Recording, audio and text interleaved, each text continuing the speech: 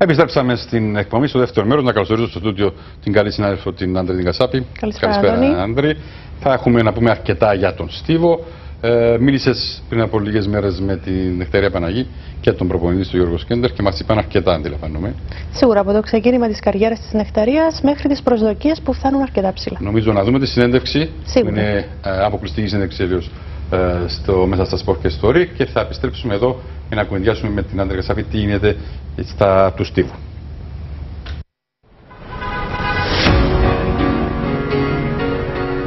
Ξεκίνησα το μήκος όταν ήμουν τετάρτη δημοτικού, ήταν έτσι η πρώτη μου επαφή, με την παρότρινση του δασκάλου που είχαμε στη γυμναστική. Και από τότε εκπροσωπούσα το σχολείο μου στο άλμα σε μήκος στους αγώνες κάθε χρόνο. Και έτσι ξεκίνησα το μήκος, αλλά προπόνηση εκτός σχολείου ξεκίνησα στο γυμνάσιο και επαγγελματικά ξεκίνησα πριν 6 χρόνια με τον Γιώργο. Δείγματα του μεγάλου της ταλέντου, αν και είχαν διαφανεί από τα πρώτα της βήματα, η συνεργασία με τον Γιώργο Σκέντερ οδήγησε την Νεκταρία Παναγή στις μεγάλες επιτυχίες. Με έκανε εντύπωση τότε όταν συζητήσαμε την Νεκταρία τι σκοπό έχεις, πώς θα βλέπεις τα πράγματα, θα συνεχίσεις τον αθλητισμό. Διότι τότε παιδιά που γυμνάζονταν σε άλλες πόλεις, όταν περνούσαν σε ένα πανεπιστήμιο εκτός της Ελλάδας, το πιο πιθανό ήταν να σταματήσω τον αθλητισμό. Και η Νεκταρία το ίδιο πράγμα μου είπε, ότι να σταματήσω, να ασχοληθώ με τα μαθήματα μου, να πιάσω το πτυχίο μου και της είπα καλά, της λέω, θεωρείς ότι αποκτήσεις όσο μπορούσες να αποκτήσεις σαν αθλήτρια, δηλαδή το ταλέντο σου να το αφήσεις να πάει χαμένο. Και της έκανα έτσι μια πρόταση, αν σε ενδιαφέρει, λοιπόν, και προέκυψε η συνεργασία μας. Τον Ιούλιο του 2013, στους Μεσογειακούς Αγώνες της Μερσίνας, η αθλήτρια του Γάσι έσπασε 3 φορές το ατομικό της ρεκόρ. Με 6.51 ανέβηκε στο ψηλότερο σκαλί του βάθρου.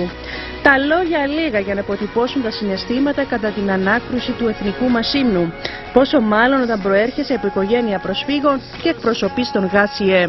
Σίγουρα για όλους τους αθλητές, το άκουσμα ότι οι αγώνες είναι στην Τουρκία είναι κάτι διαφορετικό. Είναι ένα κίνητρο μεγαλύτερο, όσο και αν το θέλαμε περισσότερο. Δεν ξέρω, το ένιωθα και το έλεγα και στο Γιώργο, το έλεγα και στους δικούς μου. Ένιωθα αυτή τη σιγουριά ότι όλα θα πάνε καλά. Ήμουν πιο σίγουρη από κάθε άλλο αγώνα και ευτυχώς όλα πήγαν καλά. Αξέχαστη εμπειρία και συμμετοχή στους κοινοπολιτιακούς αγώνες της Γλασκόβης τον περασμένο καλοκαίρι. Η Νεκταρία, αν και ήταν με την πλάτη στον τοίχο στα προκριματικά, κατάφερε στην τρίτη και τελευταία της προσπάθεια να απογειωθεί στην πρώτη δωδεκάδα του τελικού. Η 7η θέση σε ένα πολύ δύσκολο αγώνισμα και μάλιστα υψηλού επίπεδου χαρακτηρίζεται ως επιτυχία. Ήταν μια πάρα πολύ δύσκολη χρονιά για μένα και από άποψη τραυματισμών και από άποψη πανεπιστημίου, γιατί τέγιωνα, πρέπει να πάρω το πτυχίο μου και έκανα την πρακτική μου. Με τα δεδομένα που είχα και με την προσπάθεια που έκανα, πήγα εκεί για να κάνω ό,τι καλύτερο μπορούσα. Παρ' όλα αυτά, είδα ότι θα μπορούσα να ανεβώ και ακόμα στο βάθρο και το πάλεψα όσο μπορούσα. Βέβαια και οι καιρικές συνθήκες και το ότι πίσω μου δεν είχα μια χρονιά όπως θα ήθελα να έχω, μου στέρισαν αυτό το δικαίωμα. Με 2 κακές προσπάθειες να βλέπεις ότι για πρωινό το οριοθετείται η είσοδος στον τελικό με 6.35, είναι δύσκολο, δεν είναι εύκολο. Λοιπόν, και εκτελεί ένα άλμα που για μένα ήταν συντηρητικό άλμα. Δηλαδή δεν είχε την ενέργεια που θα είχε αν απελευθερωνόταν όπως άλλες φορές. Όσον αφορά τον τελικό, το ξέραμε ότι ήταν κακές οι συνθήκες, ρισκάραμε, δυστυχώς τα μεγάλα άλματα ήταν άκυρα. Εγώ κράταω αυτό, ότι αντέδρασε καλά, έδειξε χαρακτήρα πρωταθλητή. Η Κύπρη αθλήτρια έχει ως στόχο αυτή τη σεζόν το Παγκόσμιο Πρωτάθλημα του Πεκίνου τον ερχόμενο Αύγουστο. Βέβαια, στο πίσω μέρος του μυαλού υπάρχει μεγαλύτερη πρόκληση, η εξασφάλιση του ορίου για τους Ολυμπιακούς Αγώνες του Ρίο ντι Τζανέιρο. Κάνουμε μια προσπάθεια με τον Γιώργο, διαφορετική από άλλες χρονιές. Μια πιο γεμάτη χρονιά από άποψη προπόνησης και ελπίζω όλα να πάνε καλά. Να καταφέρω να μπω δυνατή και γερή στους αγώνες. Φέτος υπάρχει το Παγκόσμιο Πρωτάθλημα, όπου ανέβηκαν τα όρια, αλλά στόχος είναι πρώτα η συμμετοχή και έπειτα ό,τι καλύτερο γίνεται, μια καλύτερη εμφάνιση. Και ο μεγαλύτερος στόχος είναι το Ρίο του 2016. Εκεί θα κυνηγήσω βέβαια όσο μπορώ τη συμμετοχή μου, γιατί είναι ένας στόχος, ένα όνειρο από όταν ήμουν μικρή, ένας στόχος τώρα και δεν θα αφήσω την ευκαιρία να πάει χαμένη. Πραγματικά θα το παλέψω. Τώρα πιο πολύ δουλεύουμε για τη συγκεκριμένη διοργάνωση. Σίγουρα στους στόχους μας είναι η επόμενη Μεσογειάδα, πρώτα η υγεία μας. Αλλά η συγκεκριμένη χρονιά, το 2015, θα τη θεωρώ εγώ προπονητικά τη σημαντικότερη χρονιά. Γιατί ο αθλητής πρέπει να φτάσει σε ένα επίπεδο, να ετοιμαστεί, να μπει γρήγορα στους αγώνες, ούτως ώστε να έχει ευκαιρίες για να μπορέσει να διεκδικήσει το όριο για τη συμμετοχή του στην Ολυμπιάδα.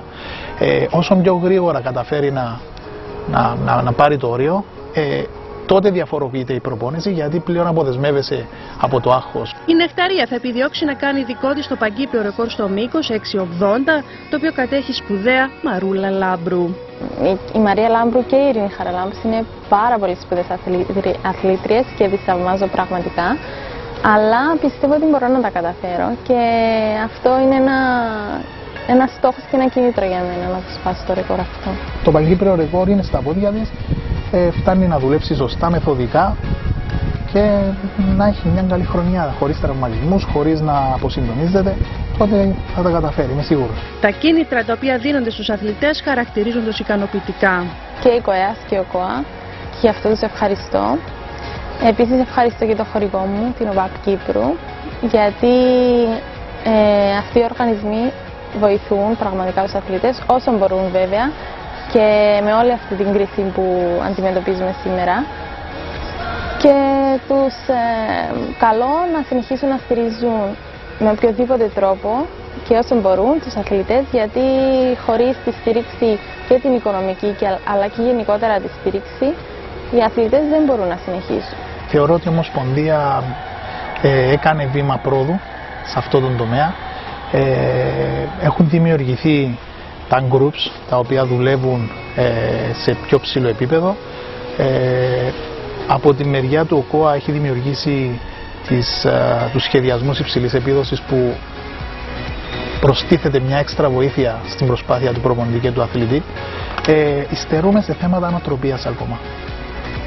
Θεωρώ ότι υπάρχουν περιθώρια βελτίωσης στα θέματα νοοτροπίας. Η Νεκταρία έχει όλα τα εφόδια για να φτάσει ακόμη πιο ψηλά. Η Νεκταρία πλέον έχει αποκτήσει έναν επίπεδο μήκους που τη συγκαταλέγω στις καλύτερες αθλήτριες της Ευρώπης. Έχει όλες τις ικανότητες, δεν ζηλεύει και δεν υστερεί σε οτιδήποτε από μια άλλη αθλήτρια. Ήμουν ο πρώτος που είπα για την Νεκταρία ότι μπορεί να φτάσει ψηλά, μπορεί να κάνει μεγάλα άλματα. Τεχνικά έχει βελτιωθεί πάρα πολύ.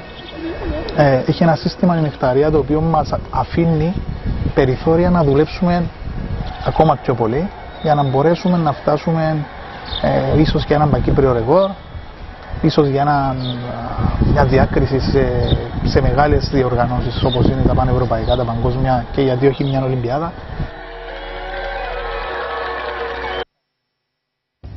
Αυτά λοιπόν από την Νεκταρία και τον Γιώργο Σκέντα. Άντε, πολύ καλό το ρεπορτάζ, ωραία η συνέντευξη, η οποία μας έδωσε έτσι την εικόνα που βρίσκεται αυτή τη στιγμή η προαθλήτρια μας. Ο προπονητής της, ένας άλλος παλιός καλός αθλητής, πιστεύει πάνω της. Εσύ παρακολουθάς το Στίβο από κοντά. Θεωρείς ότι η Νεκταρία έχει τα πόδια? Για μένα είναι πολύ σημαντικό το να μπαίνεις τελικώς σε εκείνους πολιτιακούς αγώνες. Σημαίνει ότι τουλάχιστον αν όχι στο πρώτο γκρουπ της Ευρώπης, του κόσμου, μπορεί να είσαι στο δεύτερο, και αυτό είναι πολύ σημαντικό για μια αθλήτρια νεαρή.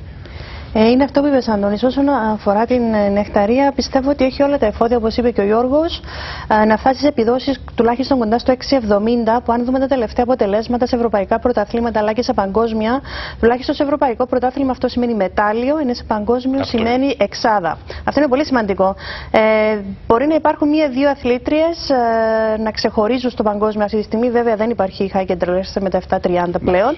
Υπάρχουν αθλήτες που ξεπερνούν τα 7 μέτρα, όμως τα μετάλλια κρίνονται, τουλάχιστον το τελευταίο παγκόσμιο αλλά και το ευρωπαϊκό, κρίθηκαν στα 6,80. Και το πήρε η Λεσουάρ, η Γαλλίδα. Αυτό είναι πολύ σημαντικό. Το 6,70-6,80 που λες είναι αυτό που περιμένει κιόλας και ο προπονητής και η ίδια, φαντάζομαι, ο επόμενος στόχος. Το 6,50 είναι μια καλή επίδοση. Είναι η δεύτερη όλων των εποχών στην Κύπρο, πίσω από το 6,80. Και είναι μια επίδοση που μπορεί να σε βάλει σε τελικούς. Είναι όμως αυτή οι 10-15 πόντοι από εκεί και πέρα η επίδοση που μπορεί να σου δώσει μετάλλιο σε μεγάλους αγώνες.